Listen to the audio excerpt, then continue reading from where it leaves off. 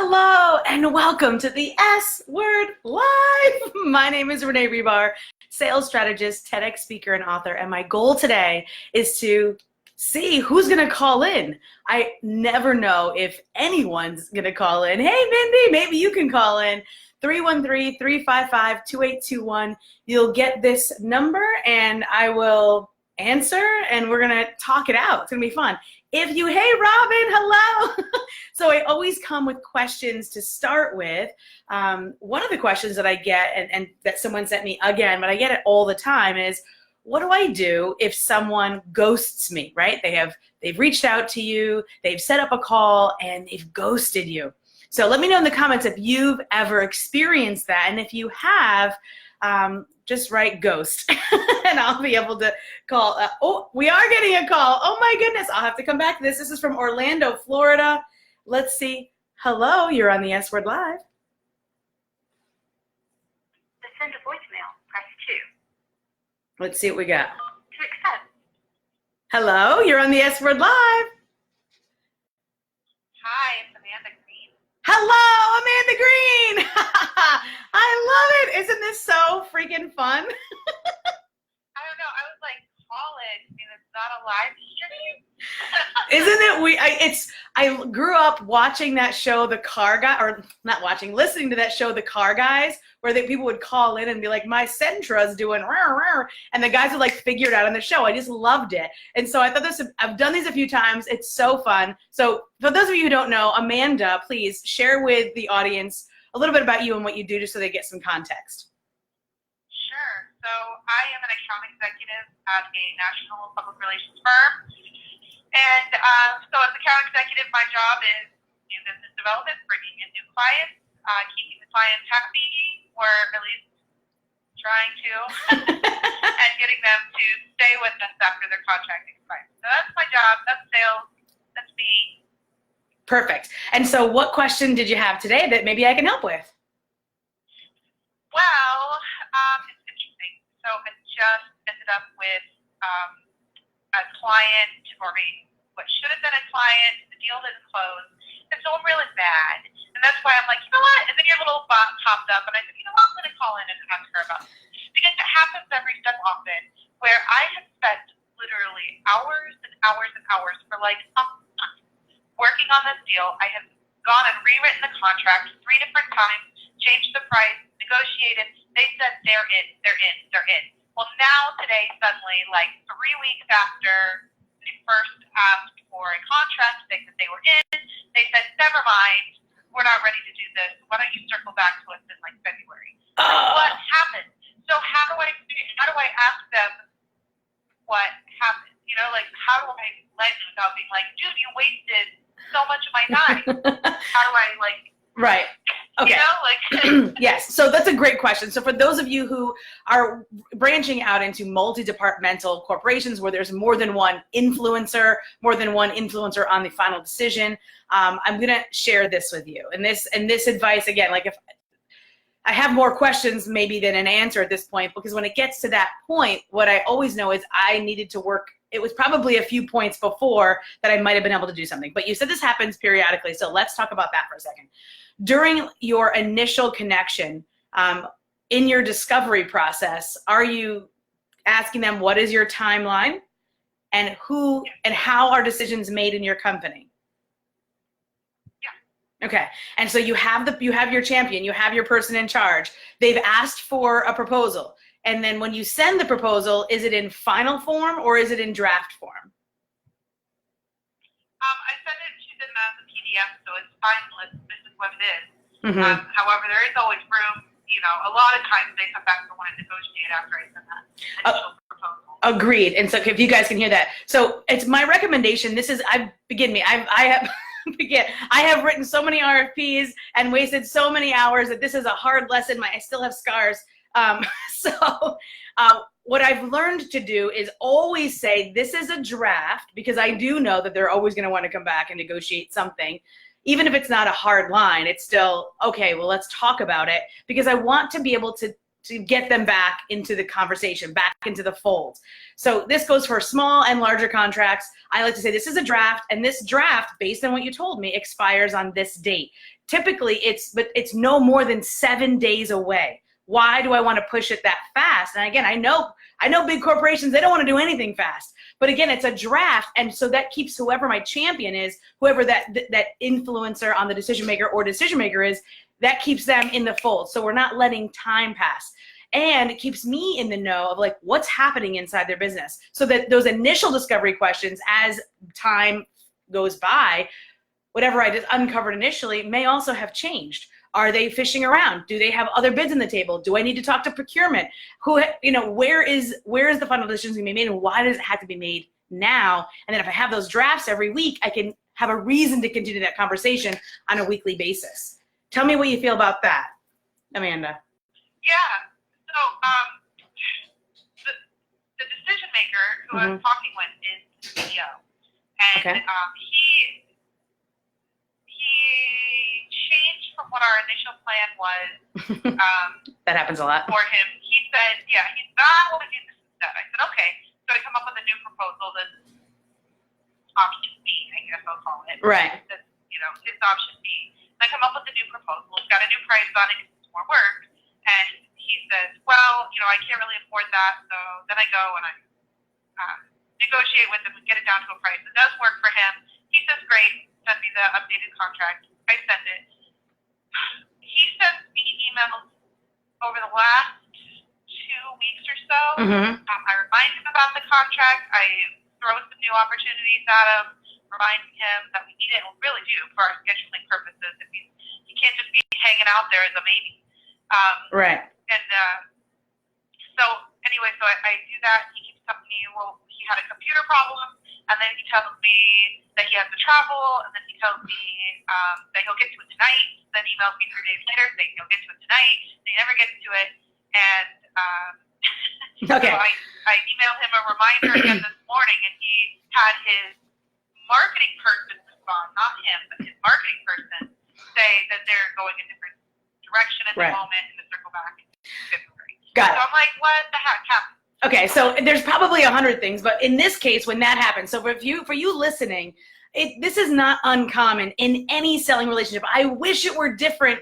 I wish it were different in different places. I would say if it were different anywhere, I would be like, just sell there because this is a pain. But here's how you can avert it at least a little bit. So, okay, just to repeat back, you were like, okay, I had a contract. He's like, we had another conversation. He wanted more. And so you offered a new contract, or a proposal rather, contract. And then it was more money, and then he negotiated down again. And so here's when that's all happening, what my next best suggestion is, when you've got someone in the selling conversation, they're excited, you're sending a proposal, they've asked for that, they're in the loop. What I say is this: listen, I really frame it like this because it's true. Like you said, our company cannot just take people on at any time, and there might be parameters, however, but what I'm going to suggest is this: what can I sell him now that's okay with my company, my sales manager, my business, and okay with him, that we can start the work? Because a lot of times customers like to add things on, and then it becomes this mammoth project and mammoth thing, and we become the warm-up star for the person who's going to close them next week, not us. So what I then say, in this case with you, Amanda, I would say I would next time, or you can even go back to him on saying, listen, the best thing I can give you is whatever he needs right now, whatever his most urgent requirement is. Then I know that I'm in a relationship with that company, a paid relationship, where we can start something specific initially. And then I know as I go through this relationship with them and the deliverables start to come in, then I can say, well, let's set up another quick meeting. Let's talk about what we've accomplished, what still needs to be accomplished, because you learned that in your discovery process and had it on that other proposal. And now you can say, okay, so here's what needs to be done. Do you want to hear some possible solutions about the next thing that we had talked about? So in essence, as opposed to one big offer, I'm willing, if they're spinning like this, to sell them something initially smaller to start. Is your manager okay with that? Yeah, I can do that. I don't think that they want to spend less because we've already discussed that. I've already said, well, why don't we start? I'm not saying it's a money problem. It's not a money problem. It's a decision problem. So the problem here is not about the profit. It's about the decision to make the decision. And so to make a decision on something he knows is 100% sure. For example, if I go into a restaurant and the server comes in and shows me appetizers, entrees, and dessert all at once, and there's restaurants that do that, and I'm like, I don't really know if I need the dessert. I mean, I want the dessert. I really like the tiramisu here, but I'm not sure. I mean, I kind of had a salad before I came because I wouldn't want to shove. Like, so all these thoughts are in my head. So at that point, the guy's like, just make a decision. I'm at your table right now. You're right.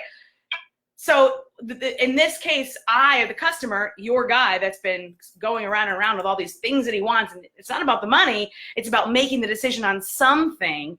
So then I can say, listen, the server in this case, in my analogy, would be like, okay, how about you just take a hot appetizer plate? I'll bring it to you right now. Does hummus sound good? Okay, fantastic. I'll bring it out. We'll let you decide on the rest of the stuff as it goes. So now I'm sold. I'm in the seat. I'm going to buy. I'm a customer. And he can keep coming back and sharing with me the next steps, the things that I already said I wanted, but I wasn't ready to make a decision on yet. That make sense? Yeah. Awesome. So Amanda, these are questions that are evolving and really a moving target at all times. So based on what you told me, that's my best advice. Does that feel like some advice you can chew on for the next time you have a customer in front of you? Sure. Okay. Amanda, you know I love you, girl. Amanda and I have known each other for a while. She's amazing. And I was in Orlando and I missed you. I didn't see you because I was jammed at Disney World, right? So thank you, Amanda, for calling in. And Amanda, make sure you go back into the comments on Facebook and share a little bit about you and maybe some links where we can find you on LinkedIn and other places, all right? Cool. Thank you, Amanda. Have a great one. Thank you. Bye. That was super fun, guys. So I love Amanda Green. She is super cool. I get the chance through this work that I do to meet all kinds of amazing business women in all kinds of industries and fields. And it just gives me joy to know that there are ways that we can all help each other. And so I see Steph is watching. Lenny, hey! Robin, Donna, Mindy, Darla. Hey, guys, how are you? Welcome to the show. The lines are open, and I was talking about before Amanda called ghosting. So what do you do to avoid that ghosting? What if someone ghosts you? Well, there's two things, what to do when they ghost you and what to do to avoid it. So when they ghost you, if you have a call booked and you call the person, they're not there, I immediately message them saying, listen, it looks like you've missed our call. Unfortunately, I'm going to be at my desk for another 15 minutes. If you want to call me back, I'll have that time set aside for you. I don't necessarily have to say unfortunately. I also, though, do things to prevent that. So I make sure I message them beforehand saying, hey, we've got a call scheduled in X amount of time, a day or an hour or 30 minutes. Do you need the number is this still the good number to call you at? Yes, it's still a good number. And then it helps them kind of remember. Do I always do this? No, because I'm human. But at the end of the day, I'm not going to beat myself up. And I know that if I do these things because I think I might have a ghost in my hands, I know that I'm going to protect myself. It's like Ghostbusters. That's my new thing. TM, Ghostbusters.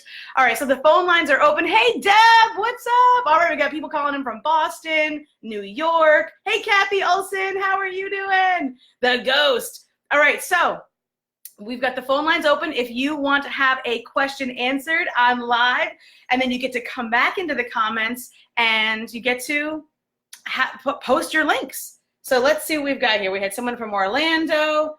The phone lines, it's 313, oh, this is so funny.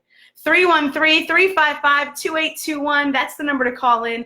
I get questions all the time. In fact, this week as well, I just got a question this morning from someone in my mastermind about the questions that you should ask if you have a Facebook group. Does anybody here have a Facebook group? Let me know in the comments, say Facebook group if you have a Facebook group. There are some sales strategies you can use to have a Facebook group and to curate that relationship when someone initially joins your group. So if you have a Facebook group, type Facebook group. Here is the advice I gave this amazing woman in my mastermind this morning. She was concerned because she had joined another group run by a man in a different industry, a funnels industry, we'll just say that. And men sell different than women. I just want to say that if you're a woman who primarily sells to other women, just know that the advice that you'll get from a gentleman is going to be different. They're not bad, it's just different. So we sell different, we feel different, it's a different process, and that's what we're going to focus on here. So this particular woman in my mastermind asked, I don't want to ask questions, because one of the questions that I encouraged her to ask was, hey, to get my free gift, for me it's my sales training and my free workbook, enter your email below and I'll send it to you. And so what happens is I take the email, I input it into my email service provider, enter into an automation, and they receive the video training and the workbook. And now they're also a part of my Facebook group, my free Facebook group. So it's a fun experience because then they get to know more about me, what I do. But in the group, it's not just about sales training. It's not some curriculum-based experience. I get to know them as people. I do live group coffee chats. I do things like this in there. So what I encouraged her to do was the same thing, offer her freebie and then offer different ways to connect inside the group. The group is like a house party. It's a place to hang out. It's a place to chill out. It's a place that you don't have to talk about business all the time, because what I do in my website, my public business page, that's what I do for a living. In my group, it's who I am as a person. That's how I run my group. And that to me feels more authentic and more fun, because I don't want to talk about business all the time. I'll be honest. Right now I do, because this is my work page. I'm at work. But when I go to my house party, my free group, I like to talk about other things, all the things. Sometimes it's work, but not always. It doesn't have to be. It could be about our favorite restaurants. It could be about our anniversaries. It could be about all kinds of things. So if you have a question, a sales question about a Facebook group, or about a client, or about client acquisition, or about proposals, or about cold emails, or about what platforms to talk on, what to share on, and what to share, you can call 313-355-2821. I'm never sure who's going to call or if anyone will ever call, but I love these opportunities because it gives me a chance to connect with individuals personally. And so 313-355-2821. You'll call right here, and I should get it. And yeah, it's always fun. You never know what's going to happen on a live show. So the advice I gave her was to be able to ask that question, and then I also like to immediately welcome them. Whenever you go to a house party, right, it's nice to have someone show you where the bathroom is and where the food is and where the drink is. So if you have a Facebook group, let me know down below, and let me know in the comments. Facebook groups, Deb says Darla says house party, Deb says Facebook group, Kathy says Facebook group, great. Deb says that popped collar is fab. Oh, thanks, babe. Deb and I have similar fashion, Northeast represent. So Kathy says, this is the best thing I've ever seen this week. Thanks, and it's only Wednesday. So Kathy and I spent time in Disney World together. That was super fun. Deb and I spent time co-hosting an in-person event in Boston. That was super fun. Mindy is a new student in Sell Like a Mother. Darla is in my free Facebook group, so she knows what the house party is all about. Thank you all for coming to this live call-in show, and I will leave the phone lines open for 2 more minutes. If anyone wants to call in with specific sales questions about where you're at, whether it's you've sent a proposal, whether you're in the middle of negotiating, whether maybe you want to re-up with a client. A lot of my clients come to me saying, I had this great contract, it was worth 20 grand, and it's almost over. What do I do now? Well, there's lots of things we can do now. The question is, are you ready to do them? And there's always the words in the right order. It really makes a difference. Our tone, our intention. So 313-355-2821. You can call in too to finish up about the free Facebook group. It's a place to nurture the relationship, a place to nurture the environment, and to let people know who you are as a person, because what makes them understand your offer is where it's coming from. Who are you? And most importantly, are you trustworthy? Are you going to show up tomorrow? This is the internet, right? Like, it can be weird sometimes. If I buy something from someone, are they going to ghost me? Are they going to disappear? Because things like that happen in the real world. It's hard to find good people. The people on here are good people. I can vet you on that. But the point is that when you have that free Facebook group and you ask those questions, you give multiple touch points. And from a strategic sales perspective, it gives you the chance to be able to nurture that real, genuine relationship with them in a way that you can't through any one way. And so I thank you for coming on. Let's see. We had a lot of questions come in beforehand. I know it can get scary. You're like, well, do I want to be live on Facebook?